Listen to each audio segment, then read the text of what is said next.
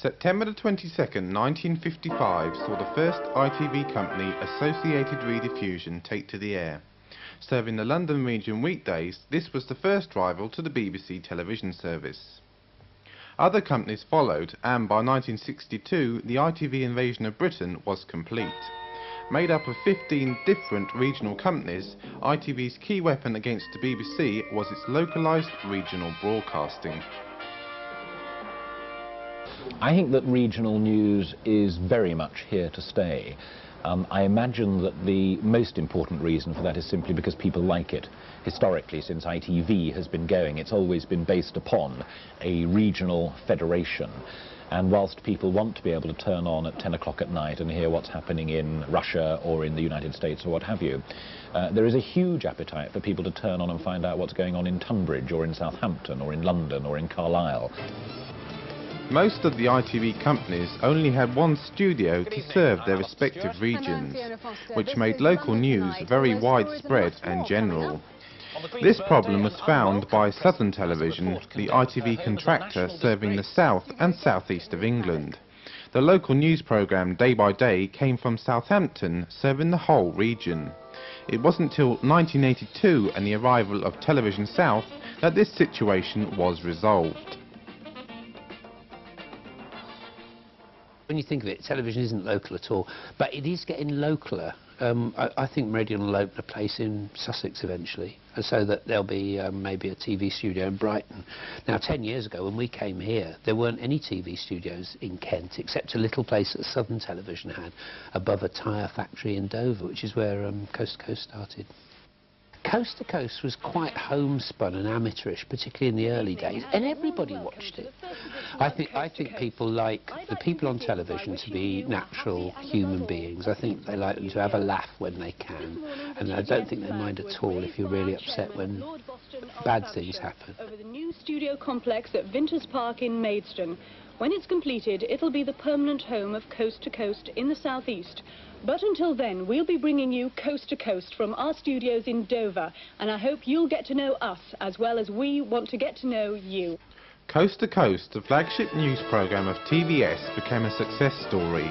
It went on to become the top regional news programme in Great Britain, winning the Royal Television Society Award for Best Regional News Programme on 3 occasions. But bad news was around the corner. In the ITV franchise auctions of 1991, TVS lost its 11-year monopoly to broadcast in the southern region to newcomer Meridian. And on the 31st of December 1992, Coast to Coast came to an end. Good evening and welcome to the final edition of Coast to Coast. At midnight tonight, TVS goes off the air after 11 years of broadcasting to the south and the southeast. In that time, Coast to Coast has established itself as the country's most popular regional news programme. The truth is that Meridian Tonight is more slick and less friendly. And ordinary people identify with television less as it gets slicker, because it ain't like real life, because real life is not slick. Real life is just friendly and homely and ordinary and boring and normal. And I've noticed that the audience wants us to be all those things, like they want me to be the boy next door, or the girl next door in the case of Alison Holloway, who's the new presenter. But the bosses want us to be real smoothies. Good evening and welcome to the first edition of Meridian Tonight. You're watching Carlton.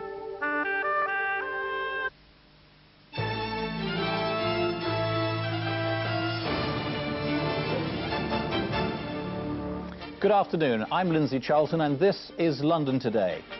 The franchise auctions also saw the departure of Thames Television, serving the London region weekdays.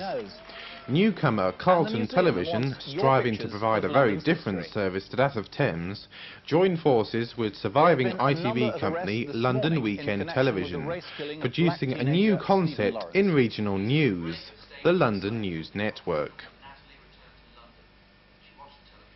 for quite some time now, it's been judged appropriate by the government and by the regulatory authority, originally the IBA, now the ITC, that you break London up into two companies. Used to be Thames and LWT, it's now Carlton and LWT. The main reason for bolting those together in the London News Network is that there is no logical reason for having a 4.5 and a 2.5 day news service. So we have a 7-day news service. If you switch on the local news in New York or in Washington or in Sydney or in Perth, you know, if you've only ever watched Coast to Coast or Day by Day or Newsroom Southeast, you'd think, ah, or words to that effect, what am I looking at? That's what we're trying to do. It's the kind of programme where the biggest names from show business just nonchalantly come onto the programme, where we can give over 5-10 minutes of our programme to an international story if it happens to be breaking whilst we are on air, whilst at the same time giving what we judge to be the best possible regional coverage. So, you know, it can be the Chelsea Flower Show, or it can be an assassination attempt on Boris Yeltsin. Doesn't matter, we'll do it. There is room for it within our programme. We are essentially a central hub studio here in this building on the South Bank, which is where we do 99% of the programme from, in a studio sense. We do have a sub-studio at the Metropolitan Police Headquarters, where we do our traffic reports from, using the Met's cameras, so we can actually show people what's happening out on the streets if they're waiting for their husband, boyfriend, girlfriend, wife to come home.